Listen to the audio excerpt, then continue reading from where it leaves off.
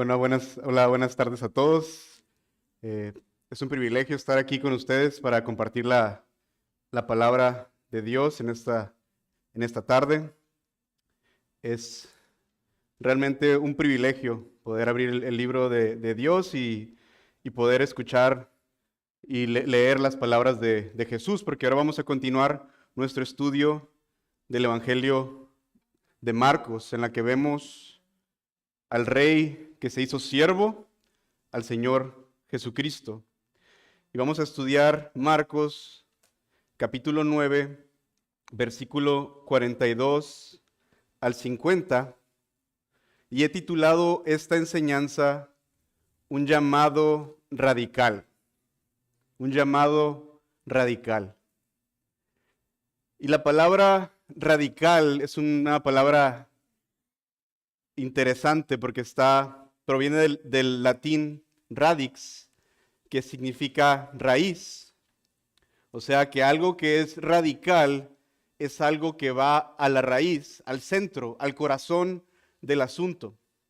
En nuestros tiempos la palabra suele usarse para describir ideas o acciones extremas, que sin duda es parte de, pero en su sentido más profundo nos habla de una transformación fundamental, una transformación completa, desde lo más profundo del ser, desde el corazón. Cuando hablamos del mensaje del discipulado del Señor Jesucristo, pocas palabras lo describen mejor que radical. Jesús no llama a mejoras superficiales o a una religiosidad externa. Él no nos llama a solamente cambiar nuestro comportamiento, sino que nos llama a morir a nuestros deseos en favor de los suyos. Su llamado es al arrepentimiento desde lo más profundo del corazón y nos llama a una santidad que arranca de raíz el pecado por la transformación que hace su Espíritu Santo en nosotros. Nos llama a una vida que no se conforma con lo que es más cómodo o aceptable o políticamente correcto. El mensaje de Jesús corta profundamente, y lo que encontramos en Marcos 9, versículo 42 al 50, lo ilustra de una forma muy vívida y confrontadora. Jesús no da lugar a medias tintas. No hay lugar para negociar con el pecado. No es tu pecado y Jesús. Es Jesús y nada más. Jesús, como vamos a leer, habla con palabras serias, habla con urgencia. Jesús nos está llamando a no conformarnos con una espiritualidad superficial, nos está llamando a un discipulado radical, a la raíz. Entonces vayan, por favor, si no están ahí a sus Biblias, a Marcos 9, 42.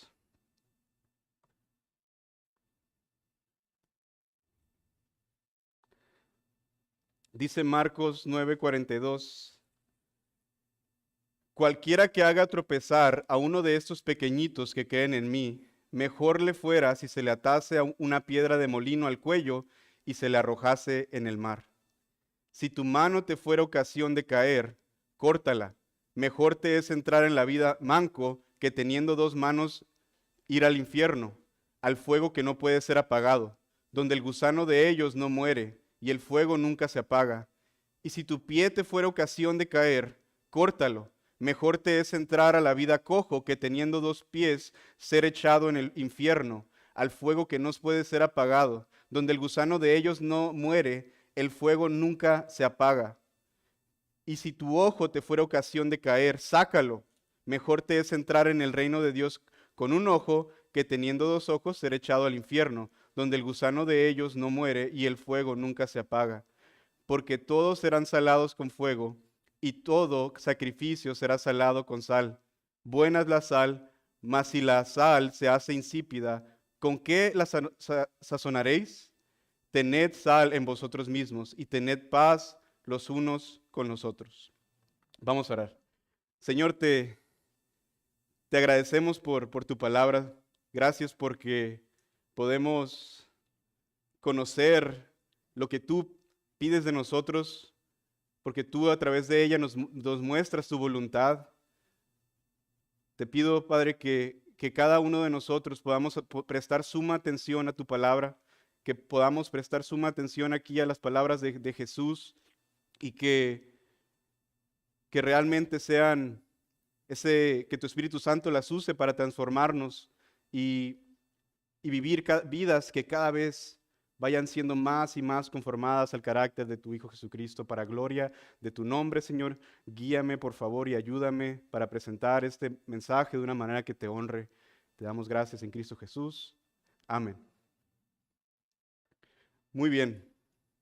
En este pasaje vemos verdades que no son fáciles de digerir, pero que son realmente necesarias para la manera en la que entendemos el ser discípulos de nuestro Señor Jesucristo. Y mi oración es que este mensaje sea un llamado para todo creyente, para meditar en la manera en la que estamos tratando con el pecado, reconociendo las consecuencias de perseverar en él, tanto en nuestras propias vidas como en la de los demás. Y de igual manera responder al llamado de vivir en obediencia sacrificial en nuestras vidas. Y he dividido este pasaje en 3 secciones. La primera sección es el versículo 42, en la que vemos una advertencia contra hacer tropezar a otros.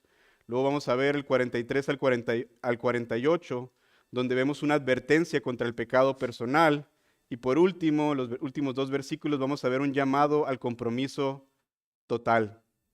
Entonces vamos a ver aquí la primera sección, una advertencia contra hacer tropezar a otros. Leemos el versículo 42 otra vez.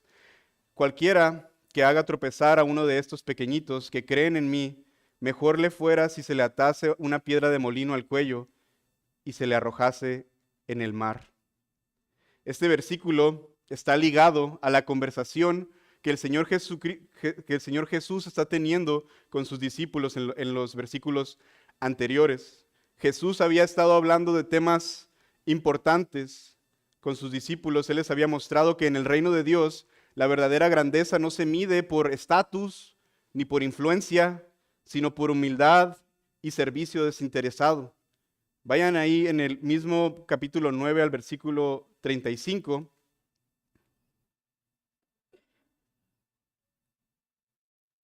Ante la disputa de sus discípulos por quién iba a ser el mayor, Jesús les dice en el versículo 35, entonces él se sentó y llamó a los 12 y les dijo, si alguno quiere ser el primero, será el postrero de todos y el servidor de todos. Y después vamos a ver en el capítulo 10, versículo 45, que Jesús declara que él mismo no vino para ser servido, sino para servir y para dar su vida en rescate por muchos. Él también después corrige a los discípulos cuando habían intentado detener a un hombre que expulsaba demonios en el nombre de Jesús. Y al hacer esto, él les enseñó que la obra de Jesús no está limitada a un círculo exclusivo y que todo el que se identifique con Cristo y su causa, aunque sea en lo más pequeño, como darles un vaso de agua, es de gran valor a los ojos de Jesús, porque Él se identifica con los suyos. Entonces, en ese mismo sentir, debido a esa fuerte identificación que tiene con el creyente, Cristo les dice en el versículo 42, cualquiera que haga tropezar a uno de estos pequeñitos que creen en mí. Cuando habla aquí de pequeñitos que creen en mí, continúa refiriéndose a la ilustración de los niños de las que les había hablado anteriormente en el versículo 36. Él utiliza a los niños para representar a los creyentes, a todos los discípulos del Señor, tal vez débiles en conocimientos o en estatus social, tal vez débiles en su fe, pero valiosos para el Señor. El Señor Jesús, debido al compromiso tan importante, tan fuerte que tiene con cada uno de sus seguidores, dice que cualquiera que les haga tropezar, o sea, que los lleve a pecar, que los tiente a pecar, que estorbe su caminar con el Señor Jesús. La palabra en el original para hacer tropezar es escandalizo, donde proviene la palabra escándalo. O sea que no se trata de meterle el pie a alguien o hacer lo que simplemente que se sienta mal, sino que es hacerlo a caer en pecado, apartarlo de la fe. Jesús continúa explicando en el resto del versículo 42 con palabras fuertes. Dice, mejor le fuera si se le atase una piedra de molino al cuello y se le arrojase en el mar. En la cultura del primer siglo, los molinos utilizaban una enorme rueda de piedra con la que molían los granos. Y esta era tan pesada que necesitaba ser movida por un animal como un burro. Entonces ustedes pueden imaginarse el peso y el tamaño de esta piedra. Jesús está diciendo que el castigo por hacer caer a uno de sus discípulos es tan grave que es mejor, es preferible que la persona sea amarrada a una de estas piedras y ser tirada al mar. Esas son palabras fuertes. La severidad de las palabras de Jesús nos habla principalmente del cuidado que tiene por los suyos, con los que se identifican con Él. John MacArthur comenta que esto es uno de los juicios más severos pronunciados por el Señor Jesús. El pecado de hacer tropezar a otro creyente es tan serio que la muerte física es preferible al juicio que le sigue. En este pasaje Jesús está dejando claro el estándar a sus discípulos en cuanto al servicio. Les está diciendo que no importa tu estatus o estar asociado con Cristo superficialmente, sino que lo que importa es tu relación con Cristo, porque esto afecta tu relación con el pecado. Y los discípulos de Jesús estamos llamados a cuidar nuestro caminar para no hacer caer a los demás. Lo interesante es que estas palabras no son dirigidas para los de afuera, sino para los mismos discípulos. Y es por eso que debemos tomarlas con seriedad. Debemos de evitar, en la medida de lo posible, en dependencia del Espíritu Santo, que alguien sea dañado por nuestra conducta, con nuestras palabras o con nuestro ejemplo. Debemos de evitar que debido a nuestro comportamiento o ejemplo, que como dice Sujel Michelén, dejemos un camino de escombro para poder seguir el camino de Cristo. Debemos tener cuidado de no hacer caer a otros, sino todo lo contrario, debemos de ayudarnos los unos a los otros a seguir el camino de Cristo. Esta es una característica de todos los discípulos de Jesucristo, aquellos que ayudan a los demás a servir y a seguir a Cristo, a buscar la santificación, o sea, a buscar alejarnos del pecado y ser cada vez más como Jesús. La advertencia aquí que Jesús le está dando a sus discípulos, que justo están siendo entrenados, justo antes de tomar el camino a Jerusalén. Pero sabemos que esto también aplica a nosotros. Ten cuidado, ten en cuenta esta advertencia. No es para el de lado, no es para el vecino, es para ti y para mí. Es necesario preguntarte, ¿tu vida anima a otros en la fe o los aleja de Cristo? Y ahora Jesús en la siguiente sección toma las cosas un paso más adelante y cambia su enfoque, ahora enfocándose en la santidad personal, que será la manera más efectiva para no ser tropiezo, para no ser de tropiezo. Jesús, como ya lo leímos y lo vamos a volver a leer, no lo trata a la ligera. Jesús no da remedios fáciles ni baratos, sino que nos muestra de manera clara que la vida cristiana es una lucha constante contra el pecado y requiere que luchemos esta batalla con todo nuestro esfuerzo. Aunque si bien reconocemos que luchamos en dependencia del Espíritu Santo, Jesús habló de manera seria y clara sobre el pecado. Eso lo vemos del versículo 43 al 48, donde vemos una advertencia contra el pecado personal. Dice aquí, si tu mano te fuera ocasión de caer, córtala.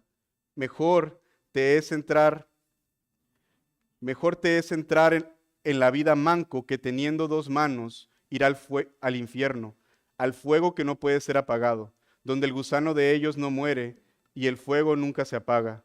Y si tu pie te fuera ocasión de caer, córtalo. Mejor te es entrar a la vida cojo que teniendo dos pies ser echado en el infierno, al fuego que no puede ser apagado, donde el gusano de ellos no muere y el fuego nunca se apaga. Y si tu ojo te fuera ocasión de caer, sácalo. Mejor te es entrar en el reino de Dios con un ojo que teniendo dos ojos ser echado al infierno, donde el gusano de ellos no muere y el fuego nunca se apaga. Jesús continúa su enseñanza con una serie de advertencias que a primera vista pueden parecer extremas, pero revelan lo serio que es el pecado a los ojos de Dios. Y revela también la manera en la que los discípulos de Jesús debemos tratar con el pecado. Él utiliza una estructura muy similar para cada una de las tres partes en las que él se enfoca. Si dice, si tu mano te hace pecar, córtala. Luego dice, si tu pie te hace pecar, córtalo. Y luego dice, si tu ojo te hace pecar, ¿qué dice? Sácalo. Entonces Jesús utiliza tres hipérboles. Y una hipérbole es un método de enseñanza que enfatiza un punto a través de la exageración. Los padres lo hacemos constantemente cuando le decimos a nuestros hijos, te he dicho 1000 veces que levantes ese juguete. ¿Le dijiste eso 1000 veces? No, pero él está entendiendo el punto. Entonces Jesús, obviamente que con un tema mucho más importante, está utilizando esta técnica de enseñanza. Y porque Él no nos está mandando aquí que nos cortemos literalmente las manos, los pies o que nos saquemos un ojo.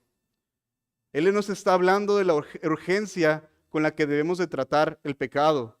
El mensaje de Jesús está en las palabras de John Owen. Mata al pecado o el pecado te matará a ti. Jesús utiliza las manos, los pies, los ojos, no por casualidad, porque eso es lo que se le ocurrió en el momento. Mira las manos. No, sino que tiene un propósito, porque las manos, los pies y los ojos básicamente abarcan todo lo que hacemos, lo que vemos y a dónde vamos. Jesús les está diciendo a sus discípulos que debían de estar dispuestos a dejar de hacer cosas, dejar de ver cosas y dejar de ir a lugares que los llevaran a pecar por el bien de su alma. Entonces esto nos enseña que debemos tomar medidas radicales, medidas drásticas para alejarnos del pecado. Jesús está llamando a sus discípulos a negarse a sus deseos, negar nuestros deseos pecaminosos de una manera seria. Jesús no nos está llamando a mutilarnos, sino que nos está llamando a santificarnos. Todo esto es muy serio. Las palabras de Jesús son serias. Porque si alguien no está dispuesto a dejar el pecado, lo que demuestra es que en realidad no es discípulo del Señor Jesús. Y hay un castigo para el pecado y para los pecadores que no se arrepienten. Jesús de igual manera dice 3 veces que es mejor cortar con el pecado que ser echado al infierno, donde el gusano de ellos no muere y el fuego nunca puede ser apagado. El fuego nunca se apaga. Jesús cita a Isaías 66:24, el último versículo de Isaías, en donde encontramos estas palabras: el gusano que no muere y el fuego que nunca se apaga, lo cual nos da una imagen tanto de sufrimiento, de castigo, como de eternidad. Es un castigo eterno. Jesús es claro, el infierno es real, el juicio es real, el pecado tiene consecuencias, el pecado tiene consecuencias eternas. Y un pasaje que nos muestra, que también arroja luz en cuanto a esto, es Apocalipsis 14:11, un poquito adelante de lo que leímos hace rato. Vayan ahí a Apocalipsis 14:11.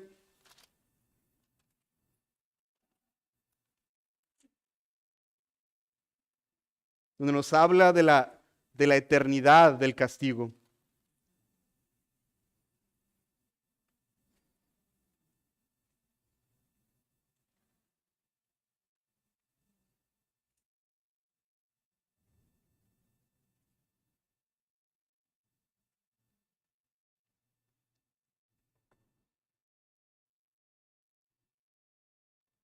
Dice Apocalipsis 14:11, ¿ya están ahí?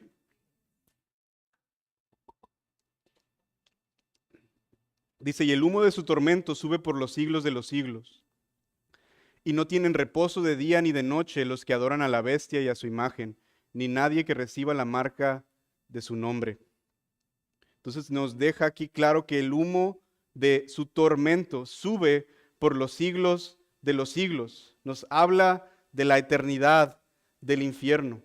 Nos habla que es un castigo que, si bien es justo por desobedecer y deshonrar a un Dios santo, es un castigo eterno, es real, es un juicio real.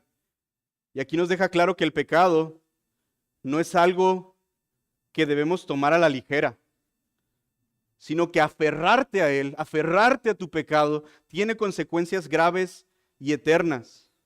Es necesario creer en Cristo como nuestro Salvador, como nuestro Señor, para poder escapar de este castigo. Y ahora que Él nos ha salvado, si tú has sido salvado por Cristo, nuestra responsabilidad es alejarnos del pecado y tomar medidas radicales, tomar medidas que en ocasiones tienen que ser extremas para no pecar, y en dependencia de su gracia y de la dirección del Espíritu Santo. Jesús, si regresamos a Marcos 9, continúa utilizando este lenguaje hiperbólico, porque él dice que es mejor entrar a la vida manco, que él es mejor entrar a la vida cojo, es mejor entrar a la vida con un ojo, enfatizando que cualquier cosa que tengamos que sacrificar, cualquier pecado que tengamos que cortar de nuestras vidas, aunque esto pueda constituir una pérdida de alguna manera, es mejor, es mucho mejor que aferrarse al pecado y tener que ser enviados al infierno. Jesús enfatiza que la pérdida temporal no es nada a comparación de la pérdida eterna. Entrar manco o sin un ojo en la vida significa que el costo del discipulado es alto, pero vale la pena. Si hay algo en nuestra vida que nos impide seguir a Cristo con fidelidad, debemos estar dispuestos a sacrificarlo por el bien de nuestra alma. Seguir a Cristo cuesta. Puede costarte una amistad, puede costarte un trabajo, una costumbre, una ambición, una adicción secreta, una forma de entretenimiento. Pero lo que pierdas aquí es temporal y lo que ganas en Cristo es eterno. La triste realidad es que el pecado no siempre luce como algo detestable. Muchas veces el pecado es atractivo y a veces se esconde detrás de cosas que hasta son buenas, pero que se han convertido en ídolos para nosotros. Y mis preguntas para ti son: ¿qué pecado estás tolerando en tu vida? ¿A qué pecado le estás dejando lugar? ¿Con qué pecado estás coqueteando? ¿Qué necesitas cortar en tu vida para vivir en la santidad a la que Cristo nos llama a vivir? Y te animo a que no juegues con el pecado.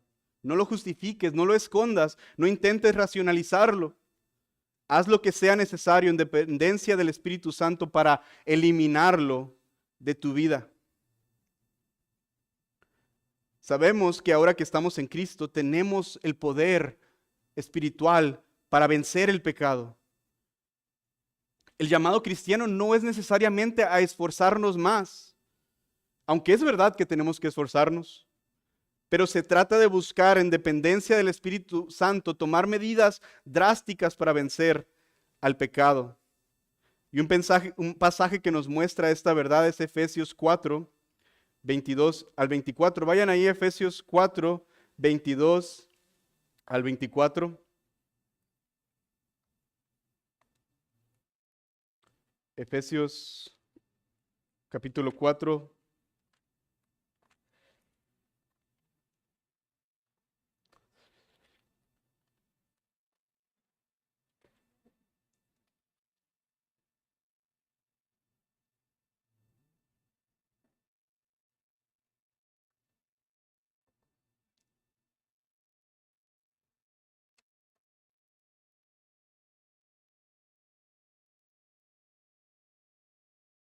Dice Efesios 4, 22 al 24, dice: en cuanto a la pasada manera de vivir, despojaos del viejo hombre, que está viciado conforme a los deseos engañosos, y renovaos en el espíritu de vuestra mente, y vestíos del nuevo hombre, creado según Dios, en la justicia y santidad de la verdad.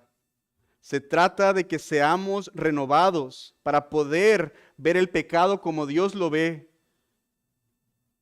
para poder despojarnos del viejo hombre y renovarnos en el espíritu de nuestra mente, renovar realmente nuestro entendimiento por lo que Dios nos revela en su escritura, y que así podamos andar en esa justicia y santidad. Se trata de vivir continuamente en esto, en darnos cuenta de que el pecado no es un juego, no es algo que podemos dominar. Es por eso que Jesús usa este lenguaje que puede parecernos drástico, pero es necesario para poder vivir vidas que dan honra a nuestro Señor. Este es el camino de Jesús. Y gracias a Dios que no luchamos solos, sino que lo hacemos en su espíritu y en su poder, siguiendo el camino que viene trazando para que sus seguidores sigamos sus pisadas. Vamos adelante, tomando en serio el pecado, tomando medidas drásticas, dependiendo de Él y de su espíritu, para poder vencer aquello que nos pueda alejar de nuestro Señor. Podemos hacerlo, tenemos el poder espiritual en Cristo, por su Espíritu Santo. Y esto nos lleva a esta última sección en el versículo 49 y 50, en la que nos llama a un compromiso total. Jesús concluye este pasaje con una exhortación que lleva un mensaje profundo para sus discípulos. Dice el versículo 49, porque todos serán salados con fuego, y todo sacrificio será salado con sal. Jesús conecta aquí dos imágenes que en el mundo antiguo tenían un fuerte significado: el fuego y la sal. Ambos eran utilizados en el contexto de sacrificios, como lo vemos en Levítico 2:13, que dice: y sazonarás con sal toda ofrenda que presentes, y no harás que falte jamás de tu ofrenda la sal del pacto de tu Dios. En toda ofrenda tuya ofrecerás sal.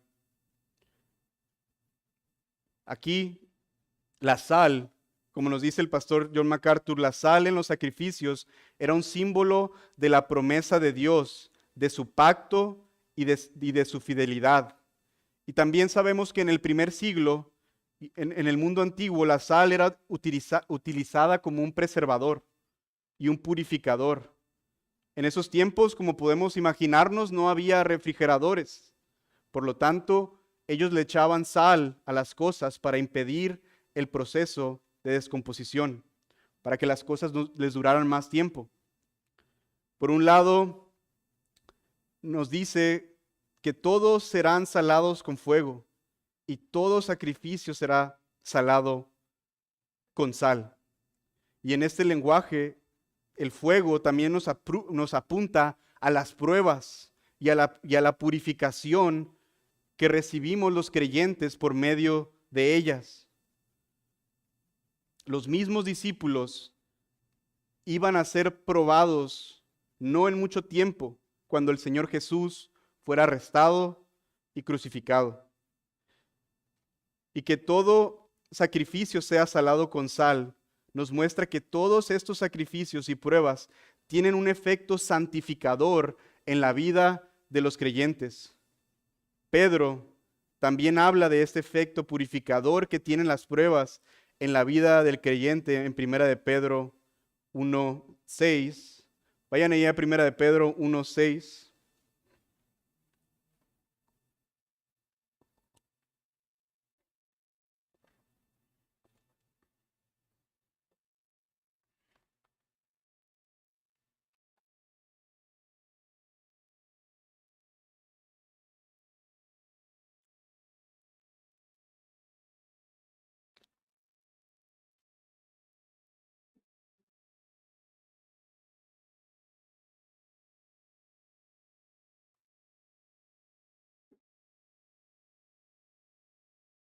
Pedro aquí hablando a la iglesia que estaba siendo perseguida, recordándoles quiénes ellos eran en Cristo y la esperanza que tenían en Él. Dice el versículo 6, en lo cual vosotros os alegráis, aunque ahora por un poco tiempo, si es necesario, tengáis que ser afligidos en diversas pruebas, para que sometida a prueba vuestra fe, mucho más preciosa que el oro, el cual aunque perecedero, se prueba con fuego, sea hallada en alabanza, gloria y honra cuando sea manifestado Jesucristo. Las pruebas, el fuego de las pruebas tiene un efecto purificador en la fe de todo creyente. Y Jesús, al dar estas imágenes, al usar estas palabras, está poniendo claro el estándar y la manera que debían vivir sus discípulos, considerando las pruebas y dificultades como parte del cuidado de Dios. Sabemos que en medio del fuego de pruebas y tentaciones, nuestro Señor se mantendrá fiel y cumplirá su palabra. Y en el versículo 50 vemos aquí que dice, buena es la sal, mas si la sal se hace insípida, ¿con qué la sazonaréis? Tened sal en vosotros mismos y tened paz los unos con los otros. Aquí Jesús dice que la sal es buena, es útil, especialmente en un mundo donde no había manera de preservar las cosas más que a través de ella. La sal también era muy buena para dar sabor a las cosas, como la utilizamos actualmente. Entonces la sal era buena para dar sabor y para preservar. Sin embargo, si la sal perdía su utilidad, cuando se hacía insípida y desabrida, ya no servía para preservar ni para dar sabor. Jesús está utilizando la misma imagen de la sal para darle una aplicación más profunda a todo lo que ha estado enseñando. Les dice, tened sal en vosotros mismos. La sal tenía estas dos funciones principales: la preservación al evitar la corrupción y descomposición, y también la pureza, porque se usaba en sacrificios como símbolo de santidad. Entonces, cuando Jesús les dice a sus discípulos, tened sal, en vosotros mismos, les está llamando a vivir una vida de santidad y de fidelidad a la verdad de Cristo, demostrando así un compromiso total con el Señor Jesús. Jesús les manda que obedezcan sus palabras, de manera que esto los haga diferentes al mundo. No se hagan insípidos, aferrándose a su pecado o peleando por cosas secundarias como competir por el estatus, por quién iba a ser el primero en el reino. Ellos debían tratar con el pecado seriamente. En pocas palabras, la vida del cristiano debe de tener sabor, no sabor al mundo, sino sabor al carácter de Cristo. Y de esa manera tendrá este efecto también en el mundo. Un efecto purificador. Seremos la sal del mundo, seremos luz en el mundo como estamos llamados a ser. Y Jesús termina con esta exhortación conectando directamente todo el pasaje cuando dice, tened paz los unos con los otros. Todo lo que el Señor Jesús les había estado exhortando es la manera en la que ellos iban a tener paz entre ellos. Es la manera en la que ellos iban a tener una verdadera unidad. Los discípulos habían estado discutiendo sobre quién iba a ser el primero y habían tratado de excluir a otros del ministerio de Cristo porque no eran del grupo exclusivo. Sin embargo, Jesús cambia su enfoque y les llama a no buscar estatus, sino buscar servirlo a Él de manera radical, buscando la santidad, alejándose del pecado. Y esto es lo que iba a traer paz entre ellos. La paz no vendrá por pelear por posiciones o por compararnos entre nosotros. Vendrá cuando cada uno de nosotros tome su pecado en serio, camine en santidad y sirva humildemente a los demás. Ese es el llamado al compromiso total y es la manera en la que ellos estaban llamados a tener paz los unos con los otros. Como lo dijo Sinclair Ferguson, el punto de nuestro Señor es que a menos que mantengamos la pureza en nuestras propias vidas, o sea, sacándonos el ojo, cortándonos la mano, y seamos purificados por las llamas de la prueba y permanezcamos fieles a Cristo, nuestras vidas no tendrán una influencia preservadora en este mundo corrupto. Si comenzamos a caer en los mismos patrones de vida que son característicos del mundo, nunca podremos señalar a hombres y mujeres hacia otro mundo, hacia el discipulado de Cristo, hacia la vida eterna en Él. Nuestra presencia en este mundo debe influenciar a los demás a ver a Jesús claramente en nuestras vidas, andando en santidad. Y claramente también estamos llamados a predicarles el Evangelio para que esas personas puedan ser salvas. Entonces vemos en este pasaje esas tres secciones: una advertencia contra hacer tropezar a otros, una advertencia contra el pecado personal y un llamado al compromiso total. Hemos visto primeramente la responsabilidad que tenemos con otros creyentes de no hacerlos tropezar, de cuidar nuestro andar para no hacer tropezar a otros, porque sabemos lo serio que es esto delante de los ojos de Jesús y que somos llamados a una lucha radical contra nuestro propio pecado. Y finalmente es el llamado a una vida santa para la paz y servicio dentro del cuerpo de Cristo. Las palabras de Jesús en este texto no son palabras que sean fáciles de digerir. No son palabras que probablemente vayamos a ir a la casa de alguien y las vaya a tener en su sala. Sin embargo, son palabras que nos muestran que el mensaje de Jesús es necesario para nuestras vidas, porque nos llama a cortar de tajo con el pecado y comprometer nuestro corazón totalmente a Cristo.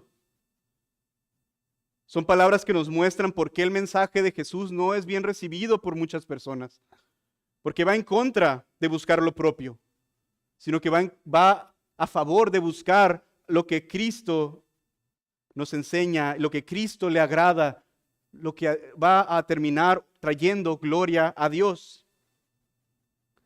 Y algunas aplicaciones que me gustaría que repasemos son las siguientes. Primeramente, cuidado con no tratar el pecado con seriedad. Las palabras de Jesús nos llaman a tomar el pecado muy seriamente. Nos llaman a ver que el pecado no es un juego, no es algo que nosotros podamos controlar.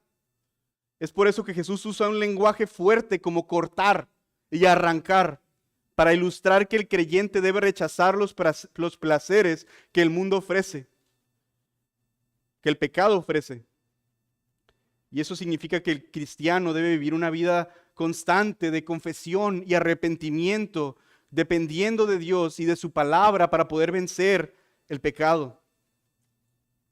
Yo no sé cómo está tu relación con el pecado el día de hoy. Eso es algo que nadie lo sabe mejor que tú y Dios.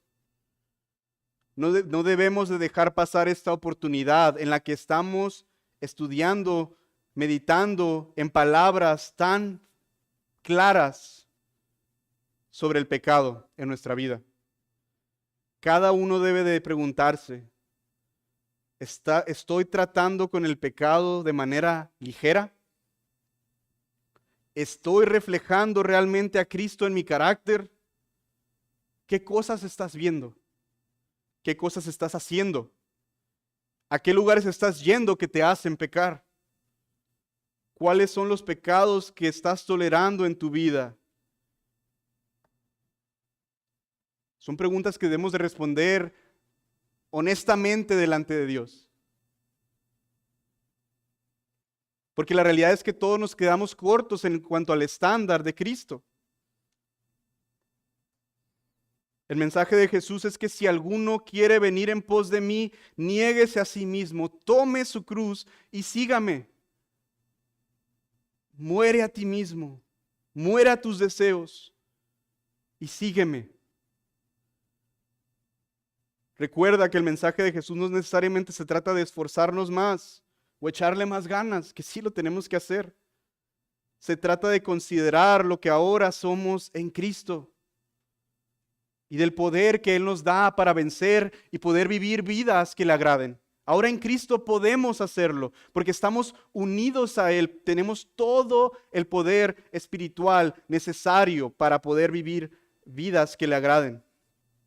Romanos 6, 12 al 14 es un ejemplo claro de esto.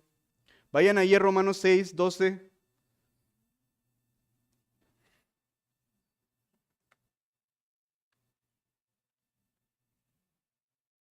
Romanos 6, versículo 12 al 14.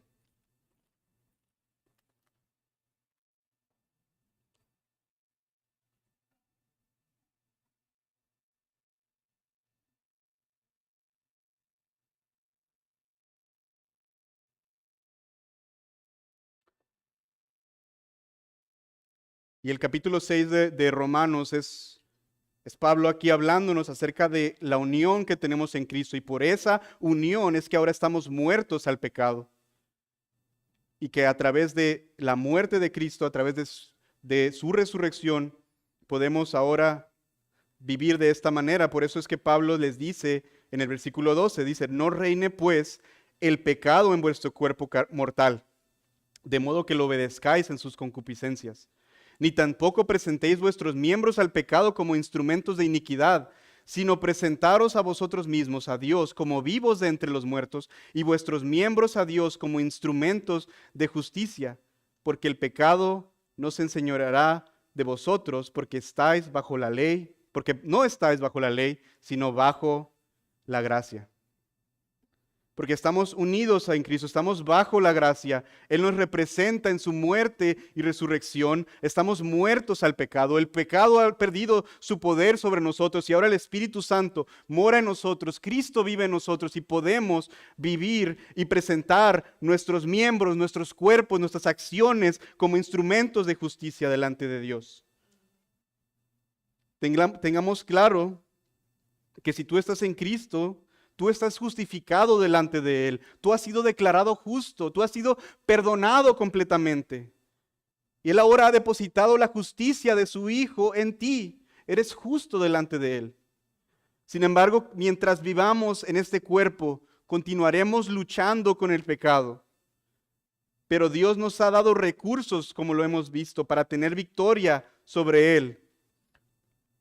La Escritura nos enseña que tenemos todo para poder vivir vidas piadosas. En 2 de Pedro 1:3, se los leo, dice, como todas las cosas que pertenecen a la vida y a la piedad nos han sido dadas por su divino poder mediante el conocimiento de aquel que nos llamó por su gloria y excelencia. Todo ya no se nos ha sido dado. Se nos han dado los recursos. El problema es que muchas veces ignoramos estas verdades. No accedemos a los recursos que Dios nos ha dado, los medios de gracia por los cuales podemos acceder a este poder que es a través ejemplos de esos a través de renovar nuestro entendimiento con la palabra, pedirle al Señor en dependencia, en oración. Esas son las maneras en las que Dios nos ayuda. No son medios para tener gracia, sino que son medios de gracia que ya están, esa gracia ya está disponible para nosotros. Está ahí. Solo es que nosotros busquemos acceder a ella. Debemos darnos cuenta de que es necesario, que si bien tenemos un poder espiritual, también tenemos que tomar decisiones drásticas para cortar con el pecado en nuestra vida. Como les mencionaba, si es una amistad, si es un celular, si es una red social, son personas, si cualquier cosa, debemos estar dispuestos a tomar medidas drásticas para cortar con el pecado en nuestra vida. Si tú sabes que hay algo que te lleva a pecar, no coquetees con eso. Elimínalo. No creas que puedes solo.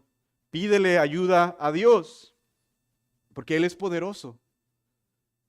Efesios 3:20 nos dice, hablando de Dios y aquel que es poderoso para hacer todas las cosas mucho más abundante de lo que pedimos o entendemos según el poder que actúa en nosotros. Él puede hacer más de lo que ni siquiera le pedimos o imaginamos. Él es poderoso. Es por eso que debemos de ir a Él en oración para poder vencer el pecado. Tomando medidas drásticas, sí, pero dependiendo de Él, que es poderoso para que podamos vencer el pecado. También esto nos ayudará a no ser de tropiezo para otros hermanos. Y es necesario tomar un momento para examinar nuestras vidas, para ver si nuestras acciones o actitudes no están dejando escombros que puedan hacer tropezar a los demás o ser obstáculo en su vida cristiana. El pecado es serio, pero la gracia que tenemos en Cristo, como cantábamos hace rato, es mayor.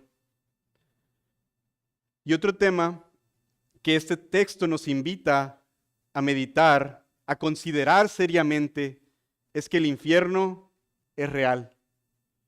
Jesús advierte sobre la realidad del infierno utilizando imágenes como la del gusano que no muere y el fuego que nunca se apaga, mostrándonos el destino de aquellos que no se arrepienten. El infierno no es un mito, no es un simbolismo, sino que es un lugar real de castigo eterno. Jesús lo enseña claramente. Jesús nos dice en Juan 3:36, el que cree en el Hijo tiene la vida eterna, pero el que rehúsa creer en el Hijo no verá la vida, sino que la ira de Dios está sobre él. Y el infierno es precisamente eso, la ira de Dios siendo derramada por la eternidad a los que no se arrepientan. Solamente a través de Jesús es el único camino para que podamos escapar este castigo eterno. Es la única manera. No son tus obras, no es ser más buena persona, no es nada que puedas hacer tú, sino solamente Jesús, a través de su sacrificio en la cruz. A través de que Jesús se encarnó, se hizo hombre, caminó entre nosotros, vivió una vida sin pecado. Él no tomó el pecado a la ligera. Al contrario, Él nunca pecó. Él sabía que al ir a la cruz, Él iba a estar cargando con el pecado de su pueblo. Él iba a estar cargando con tu pecado. Él sabía que en la cruz nuestro castigo iba a caer sobre Él. Y así fue. La justa ira que nosotros merecemos por nuestro pecado cayó sobre Él. Todos los infiernos de los que creen en Él, los infiernos que nosotros debíamos de sufrir, cayeron sobre Cristo en esa cruz.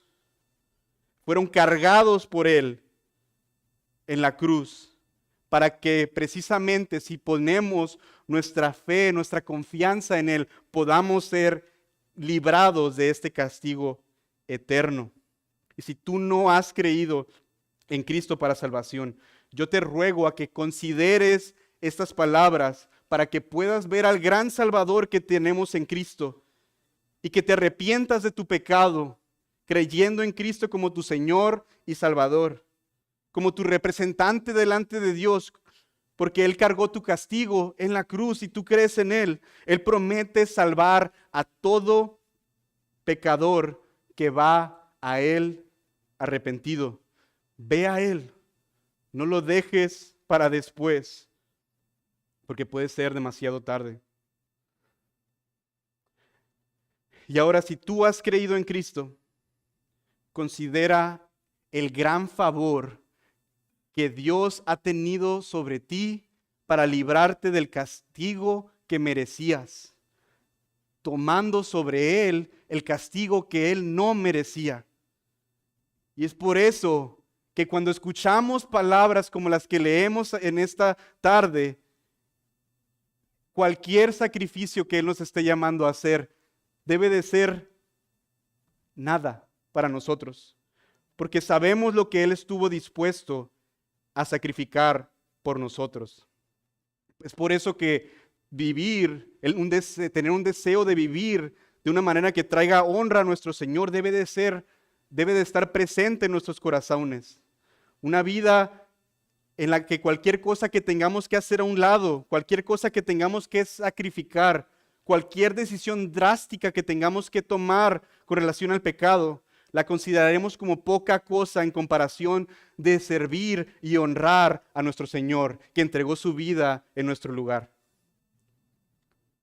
Hermanos, que Dios nos ayude a tener esta visión clara de la eternidad, tener una visión clara de lo que el Señor demanda de nosotros, de lo que Él quiere de nosotros, del servicio humilde al Señor, y que nos ayude a cada vez ser más sensibles al pecado, al tener una visión cada vez más grande del amor y gracia que ha derramado sobre nosotros por medio de su obra en la cruz. Que podamos vivir vidas entregadas a la gloria de Dios para que Él sea reconocido como un Salvador poderoso y lleno de gracia, en quien podemos confiar en todo momento. Y que Dios nos ayude a cada uno de nosotros a responder a su llamado para traer gloria a su nombre. Vamos a orar.